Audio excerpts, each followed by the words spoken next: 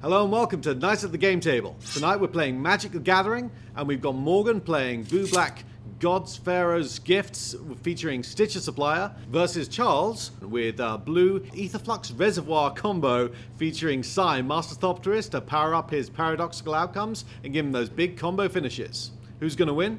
Watch the episode and find out.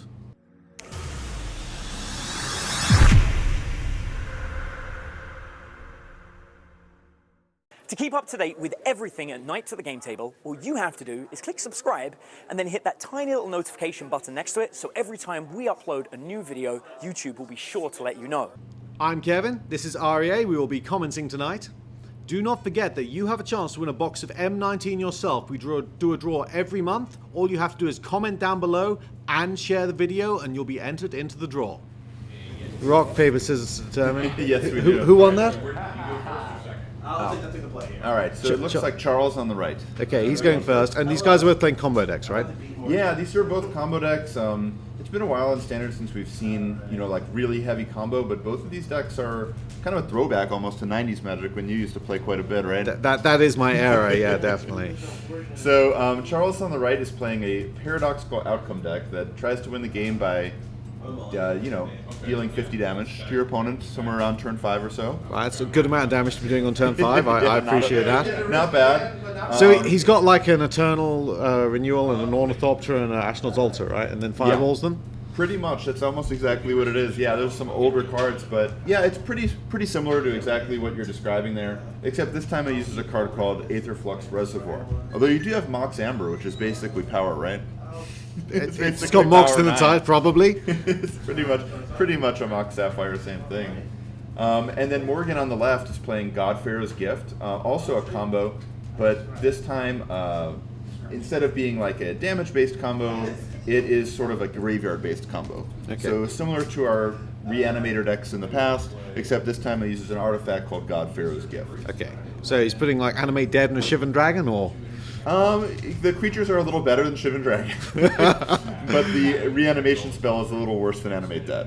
Okay. So if you put those two things together, that's about where we are. Okay. And is he making just big monsters, or are you doing some utility stuff? More like utility stuff.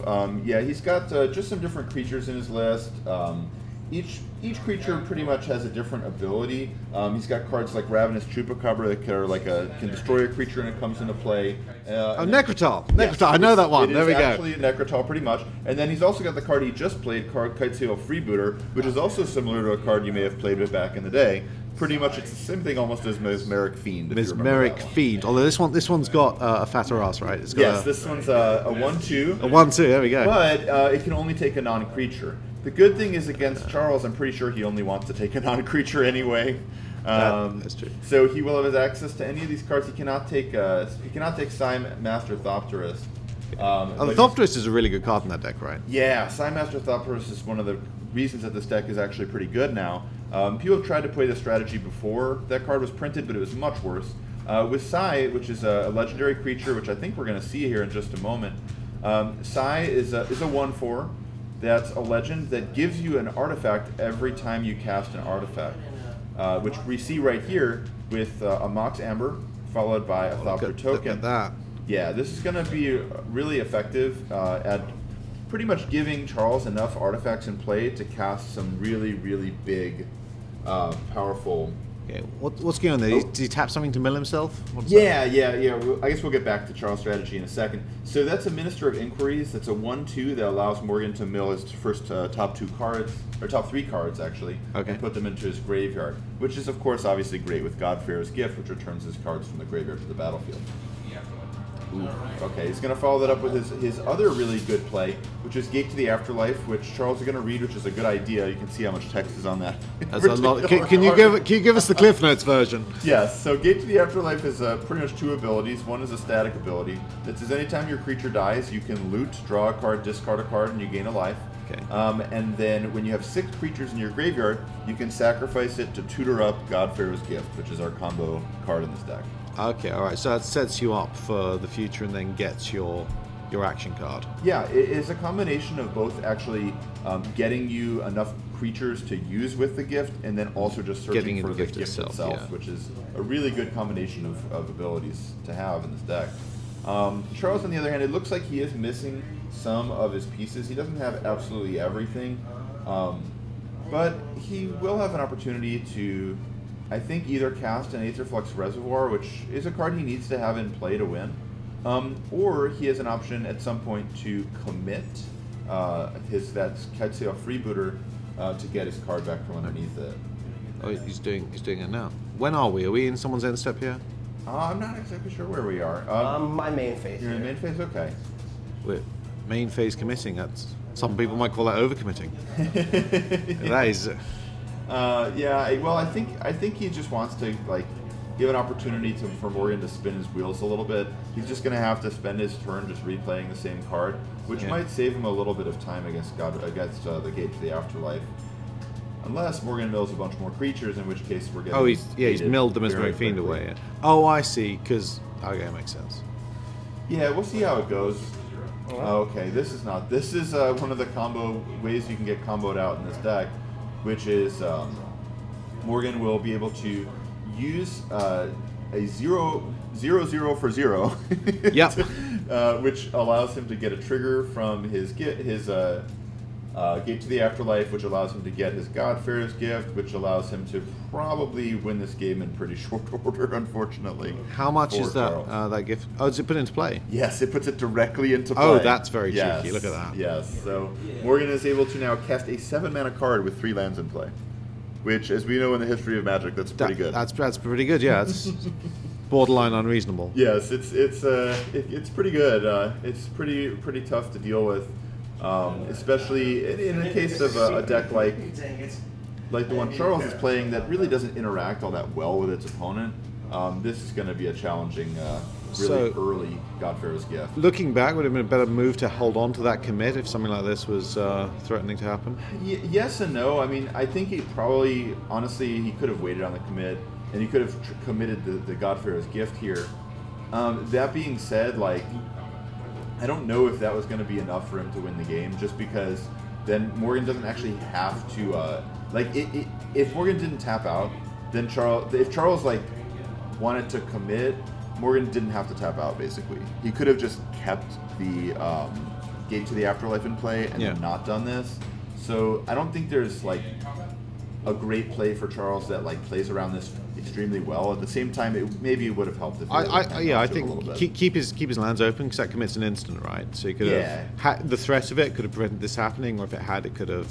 Yeah, I think Morgan had a lot going on between his looting and having such an early artifact in play and having such early disruption. Yeah, he's had a good draw. So it would have been an uphill battle no matter what.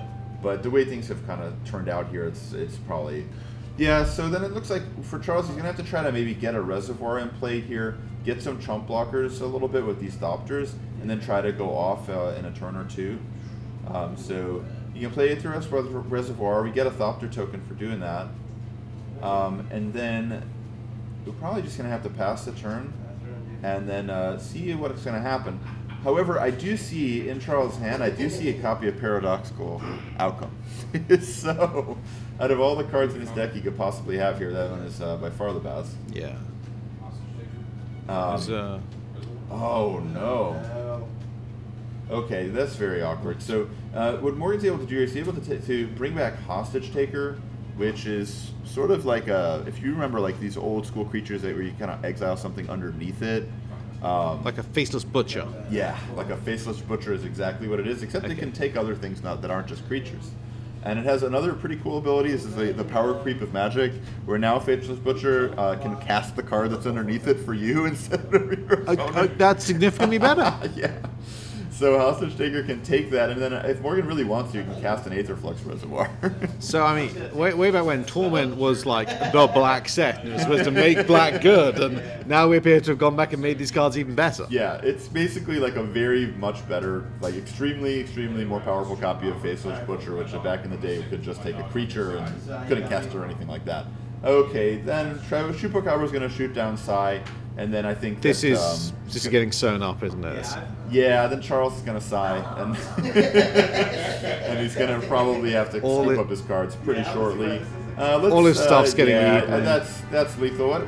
Charles can draw a card just to sort of see what it is, and Another Psy. Does that save us? Maybe. Not. I don't think it's going to be enough. Yeah, it's just too much damage, too much pressure. You want these back? Yeah, please. Yeah, that's going to do it. I mean, you know, Morgan just had a very, very strong draw with a very early God-Pharaoh's gift.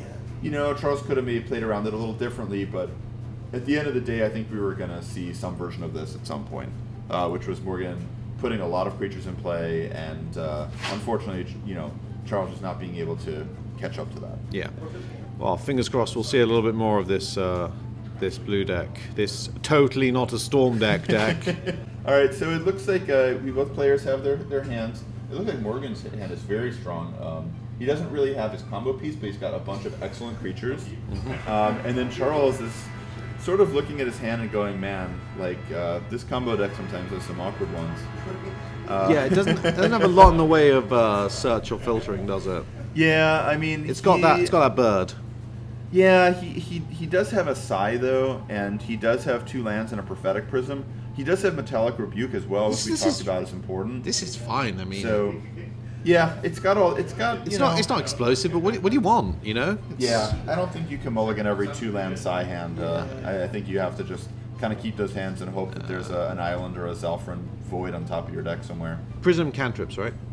Yeah. Oh, yeah, he's got a thingy as well. Oh, excellent. So we're gonna see a Silent Gravestone there, which is basically a new version of an old card, which is just exile all graveyards. Mm-hmm. Kind of like a Tormod's Crypt, if you will, or.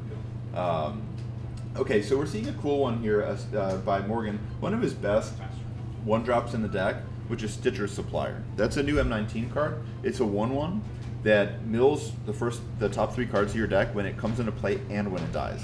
So effectively, it's 6 cards into your graveyard for 1 mana. Okay, which is very strong. Seems helpful. All right, so it looks like Charles is going to be able to play a land, and then he's going to have access to Metallic Rebuke, or his other option is to play a Prophetic Prism. To me, I think it's probably maybe better to leave open the Rebuke, just because it's going to prevent Morgan from really doing much on his following turn. Plus, I think we may want to save the Prism until after Sai is in play to get another trigger for a Thopter. Yeah, I'm thinking he's likely going to need to dig for land at some point, but yeah. I agree that this turn he probably wants to see what Morgan's got going on. Yeah. If this snags a key card, it'll be helpful. Well, I think that Morgan may want to play Kitesail Freebooter, which is that sort of Mesmeric Fiend effect that we talked about. Yeah. And if he plays the Freebooter, I think countering that's very strong. You know, so here we go. We actually see that Kitesail Freebooter, and so I think we're going to see that getting countered here by Metallic Rebuke, which will be helpful. Yeah, you kind of have to, really. Yeah, you don't really have a choice there. You have to counter that thing. All right, so is it a land? Ugh. Oh no. Time to yeah. You know, when you play these combo decks, and it's like a different kind of Magic than your normal sort of aggressive deck. You have to play in a little bit of a different way, protecting your key cards, and sometimes you got to draw a card here from Prophetic Prism, right?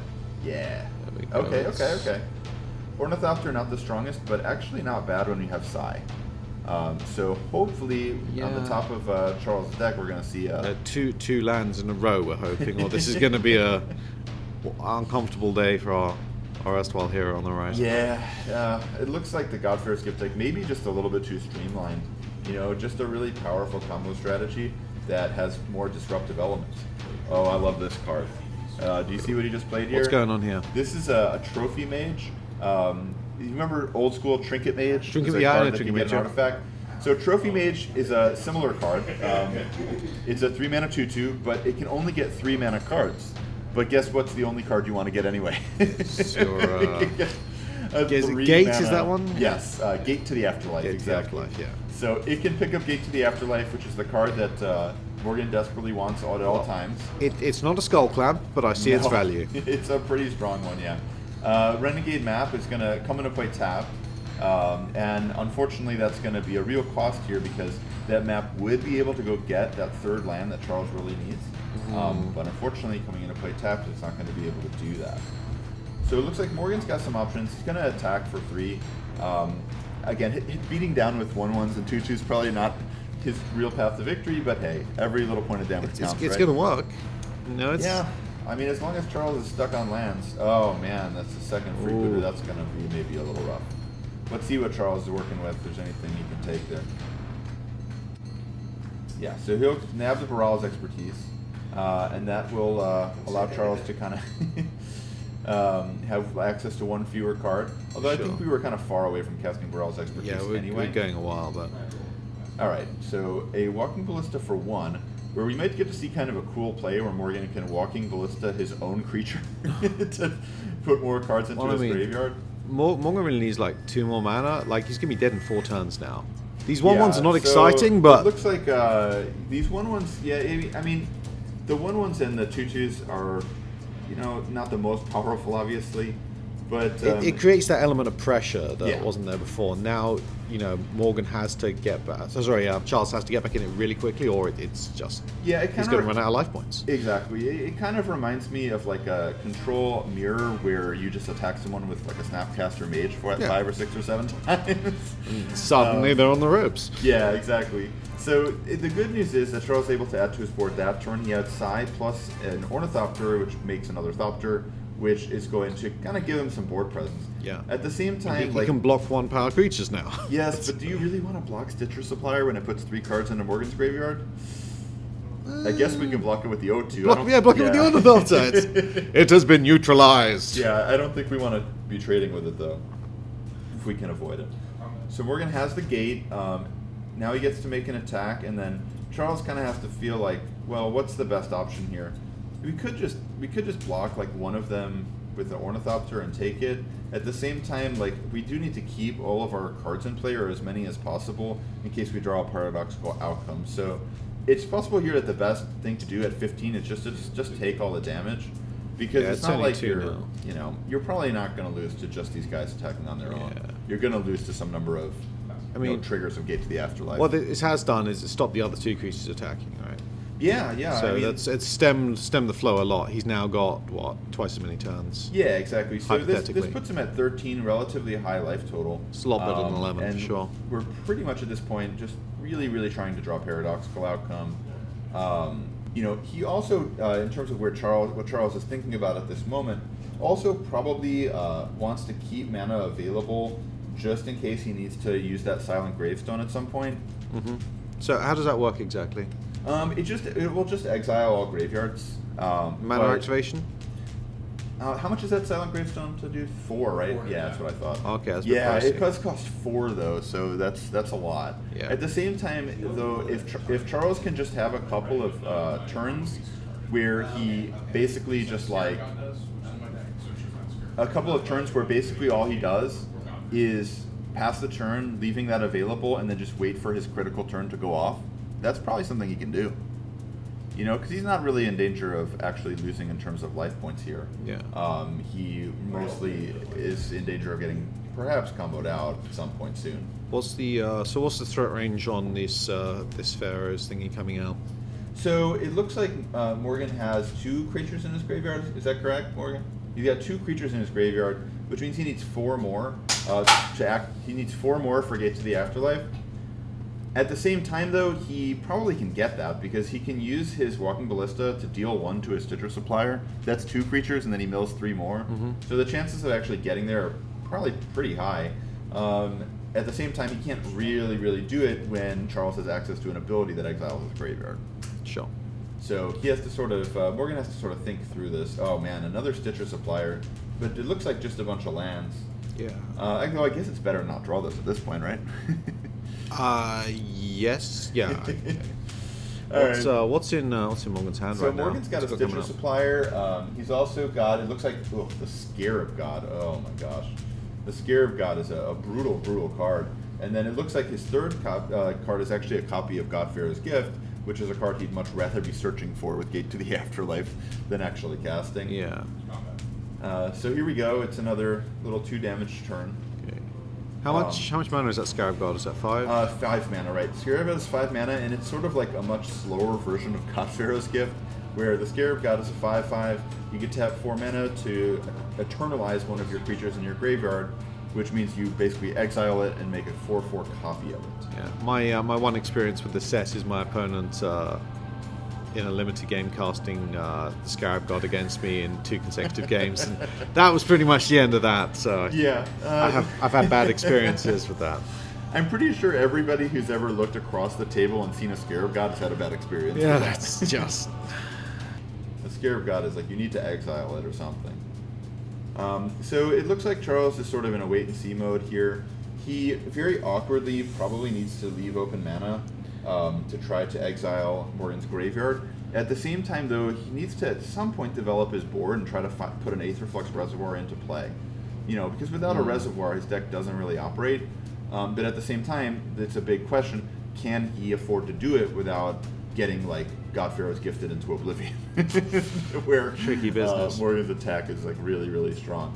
What makes it tough is that like Charles really, really, really needs to draw a copy of Paradoxical Outcome the card in order draw to make card this card, yeah. this deck work. So like in a perfect world, you want to wait until you have Outcome in your hand to start doing stuff. At the same time, like Morgan's board is getting bigger and bigger. I feel like this turn, I think we may have to start doing stuff. Yeah, it looks like we do. So we do get a Thopter as well, right? We can resolve that trigger too. Get that Thopter in play for that Prophetic Prism, and then now things get kind of interesting. So Ornithopter is not a bad pickup because we can play it and get another Thopter, and then we can use Sai's ability probably to draw a card off of sacrificing maybe these 2 Thopter tokens. That seems good. Hopefully drawing us into the cards that we need to start going off. Oh, make another copter. Yeah, and making another Thopter as well. So this is probably like our best defense right now. Yeah. And that way Charles can, I would say, probably just pass the turn representing a Metallic Rebuke. So this has left Morgan's graveyard unthreatened right now. Yeah, unfortunately we're just not able to leave that up, and I think that's probably correct. I mean, I would love to leave it up, but the reality is that at some point we got to start doing something. At some point he has to do something, yeah. But now if this... yeah, if this works now, it's problematic. It's problematic. So the Blister shot the... Ballista shot Stitcher's Supplier, which basically means that Morgan puts a ton of cards into his graveyard, triggers his artifact a bunch of times, and probably ends this turn with a God-Pharaoh's Gift in play. The good news is, if there's good news, is that I think this is still a non-lethal attack, particularly with all these Thopters hanging out, and so that will give Charles at least one more turn to try to draw into his combo.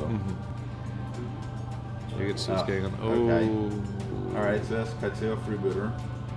And he'll take a Reservoir, but we have double Reservoir, so that doesn't actually matter help too much. Yeah, that's not too bad. Yeah, so here we go. He's going to sack Gate to the Afterlife, and he's going to get back a God-Pharaoh's Gift. This is sort of the combo finish of this deck, and it is very powerful. And sometimes decks can't come back from it. At the same time, it's not like a combo. It's not Grape Shot, which is kind of like what the deck on the right is doing. It's not a combo where you're immediately lose. Yeah. It just sort of is an incremental value thing where you bring back a creature each turn. So it's not unbeatable. If it goes off once or twice, it's probably unbeatable if it goes off 4 or 5 times though. All right. So what is Morgan going to choose to bring back? It looks like he's going to bring back a Walking Ballista. As a 4/4 that still has its ability to shoot things, but you have to pay mana to put counters on it. It doesn't come into play with any counters or anything like that. How much mana is it to put counters on? It is 4. 4. Okay, so that's not going to kill the Thopter Generator guys anytime soon. No. I mean, picking off some of these Thopters could be annoying, but it shouldn't be a big deal. So Charles, at the end of the turn, is going to use Sai Master Thopterist's ability to go ahead and sacrifice 2 Thopter tokens, draw a card, trying to draw a Paradoxical Outcome. All right, yes, it looks like we may have found Paradoxical Outcome. Okay. So we can start maybe with the Zalfran Void as a means of scrying. We can see what's on top. Ooh, that's interesting. What is that? That is a commit, which might actually be helpful because it can put the God-Pharaoh's Gift into Morgan's deck. But if we were trying to go off on this particular turn, then maybe that's unnecessary. I don't know. Can we go off on this turn? Yeah, I mean, we really need a copy of Inspiring Statuary if we want to do that. That's the card that allows your artifacts to basically tap for mana. And I don't think we have access to that card. No, I know. At the same time, maybe if this turn, what we can do is just go ahead and get a Reservoir in play, make another Thopter, try to survive one more hit, and the next turn we have to go for a big Paradoxical outcome and kind of go from there. That makes sense. Yeah, because we need to get the Reservoir in play at some point. Like, there's no getting around that. That's maybe the difference between... so we play that, we get a Thopter token, and like that's kind of the difference between this deck and what makes it a little bit weaker than, say, like an actual Storm deck that we used to see in Standard or we currently see in Modern or in Legacy, where those decks don't rely on permanence so much. It's mostly spells. Whereas this deck, Aetherflux Reservoir is a permanent, so you are more susceptible to like things that destroy permanents, and you also can't necessarily go off the same turn you play that card. So, the fact that it's a 4-mana permanent, it's a lot weaker than like a ritual or something. Does like that. Morgan have any threats to do that with? Do you know? Yeah, he has Hostage Taker. Oh yeah, Hostage Taker. We saw that last game. Yeah, we saw last game. Hostage Taker is usually taking a creature hostage, but it can also take an artifact hostage. So that is possible. All right, Champion of Wit's a cool card. It's a draw 2 and then discard 2. Morgan probably just trying to find a way to interact with either Charles' hand or with his board. It Just looks like ditch it's some just a bunch of lands Yeah. He does have a freebooter, which is going to be a very awkward one. Oh, that's brutal. So Now- he has to take the outcome. Oh, now losing that commit really hurts. Yeah, that's tough. That's tough. At the same time, I don't know if we were going to have time to cast the commit either, though. But That's yeah. true. The 4/4s are. Yeah, mounting up. I think our best bet here is something like a Baral's Expertise, because the Baral's Expertise would allow you to return the freebooter to Morgan's hand, and then it would cast the outcome for free. That would be good. A Baral's Expertise would be amazing. So hopefully we see that on top of Charles' deck. I mean, he also has access to a ton of mana and a ton of chump blockers and a bunch of like ways to draw cards. So it's not like not 100% dead here, but definitely being at 11 against this board, it's a little imposing. So there's a 4/4 Scarab God, a 4/4 Walking Ballista, a 1/1 Stitcher Supplier, and then a 2/2 Trophy Mage attacking him. So how much are we going to give up to stay alive here? We could just block one thing. 1/4/4? 1/4/4, and we would stay alive, which is probably, our best bet, unfortunately.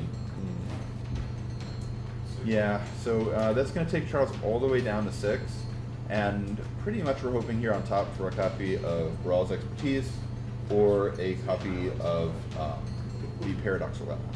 Okay, here we go. It is a Prophetic Prism, which can draw a card. Can draw a card. We're not going to have enough mana after that to do the good things, are we? I know. Yeah, that's going to make it really tight on mana to really try to combo this turn or anything like that. Oh man, Metallic Rebuke is so late to the party.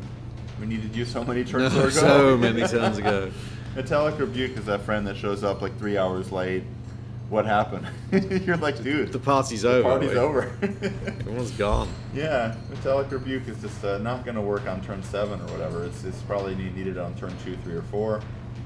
I don't know if this next attack is. I think his next attack probably is lethal, because we do have another creature coming back from God-Pharaoh's Gift.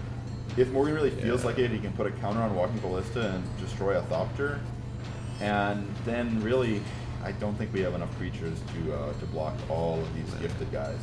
Even if we did, we're going to lose all of our. Yeah, but even if we did, we lose everything, and that would make our Paradoxical outcome, really, really pretty poor to be only be able to pick up some like Prophetic Prisms and whatnot. So we didn't really get to see Charles' deck do its thing. At the same time, I don't think we ever saw him have a copy of Mox Amber, which is a very important card for him to have. So we didn't see that. And then the other thing is that, Morgan had a lot of kite sail freebooters. So this deck that Charles is playing, that top-8'd online PTQ recently? Yes, it did. It top-8'd an online PTQ. There's actually a friend of mine that top-8'd. It was pretty cool. I want to make sure I give credit to the right person here that actually built the deck. So the person that originally built the deck was Mark Tobias. And then my friend Ray Perez top 8'd a PTQ with it, going I think X1 or maybe even XO on the Swiss, and that happened over the weekend. So we know it does work. Yes, we know It's that just works. having a bit of a bad day out here. Yes, his deck definitely went 7-1 in a PTQ only a few days ago. Unfortunately, today it looks like it's going 0-2 in games to a different combo deck that seems to be giving you know it a run for its money here. So it looks like okay. So it actually looks like we were able to survive one turn somehow. Somehow we are at. Are we at 1 or are we at 2 now? 2. We are at 2. Okay. 2. All right.